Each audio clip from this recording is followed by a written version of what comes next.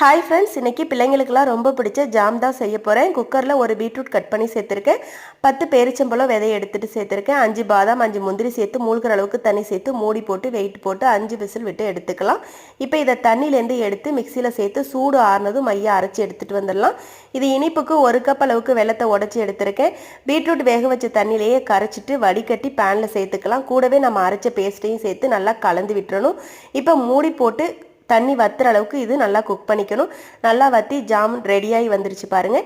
இப்போ 1 table spoon மட்டும் நெய் சேர்த்து நல்லா கலந்து விட்ட பிறகு கடைசியாக பாதி அளவுக்கு எலுமிச்சை பழத்தை பிழிஞ்சு விட்டு கலந்து விட்டுட்டு அடுப்பை ஆஃப் பண்ணிட்டோன்னா ரொம்பவே சூப்பரான ஜாம் ரெடி ஆகிடும்.